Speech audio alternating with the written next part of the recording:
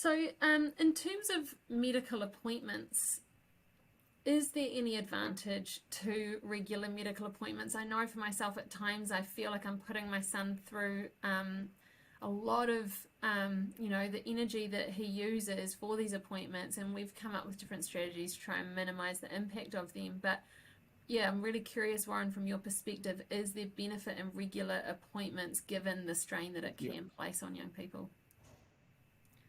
yeah, totally resonate with that question. Um, what I would find is that when we had a regular appointment, we'd wait in the waiting room for about 20 minutes or so, and my daughter's energy would just spiral down. So she was a real mess when she went in to actually see, the doctor. So what I started doing was ringing up when there were regular appointments, the receptionist, and saying, "Look, will you ring us when she's 5 minutes from being able to see her, and then I'll bring her down." And so we did that. Receptionists didn't like it at all, but it made a huge difference. For doctor's appointments, it was even worse. Hospital doctor's appointments. We had one where my daughter was ended up lying on the floor after an hour waiting, and she saw it was an endocrinologist, she was referred to.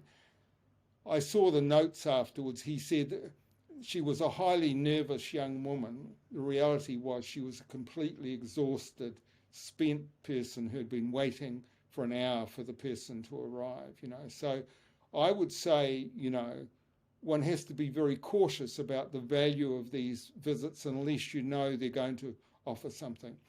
My daughter actually had pancreatitis attacks and had hospitalizations. And one of the critical things there is that hospitals are like a nightmare for people with ME/CFS. In the mornings, the shades go up, you can't sleep, as you need to. So one night, there was a night when we were in, there was a night nurse I got talking to who seemed malleable. So I'd found a storeroom down the corridor from the ward that was empty and would fit my daughter's bed. So I said, can we shift her bed down in there so she can be in a darkened space and get a good night's sleep? And so somehow the nurse agreed, and I think they discovered my daughter about midday the next day, but that was the one night she got sleep. And so, these are really important. It's an important question you raise. And this is where, as a parent, I think you have to kind of have some degree of control. Yeah. Can I say, just going to, one thing which has come out just recently in the Victoria University of Wellington survey, and it was looking at the impacts of COVID, and they had a section on long COVID. I don't know if you've read that. But there was a quantitative survey from long COVID patients, and what they said is about their doctors. They want their doctors to show empathy, affirm their illness, have much more knowledge and understanding of the illness, and be more proactive in formulating a management strategy. So, if clinicians are kind of starting to do that, then maybe these visits will be, more meaningful for families. And to jump in there, I personally have always found medical appointments really, really draining, unfortunately. My current GP, I really like him, and so it's better with him. So the importance of the personality of your GP. But I should mention, I listened to a podcast recently, a family sharing their experiences. For them, they found it really helpful to have, I think, a monthly checkup, and they used it for their GP helping them with a self-management plan, and it was like a check-in, an external person checking in. I think they were on the Care Plus system, which I'm not sure if everyone's able to get on that, but can pay for some of that.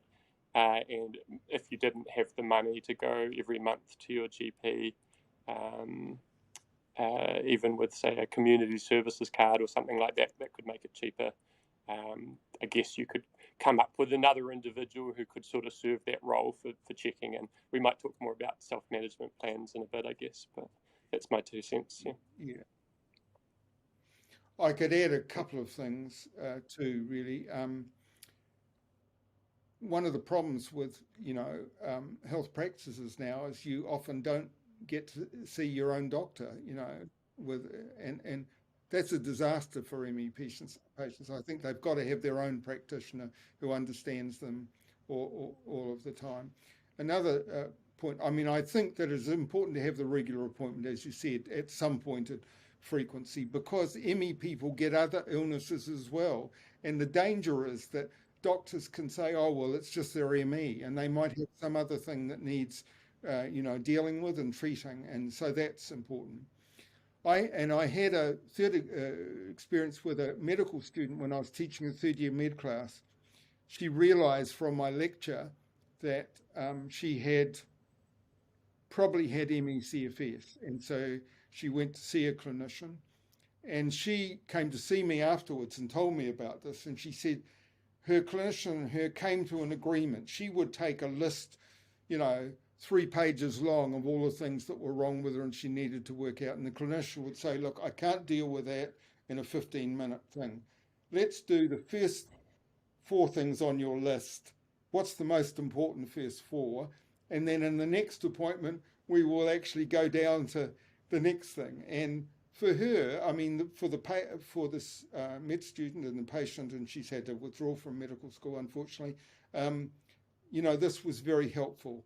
So I don't want to just be, denigrating clinicians, but there needs to be a partnership and an understanding.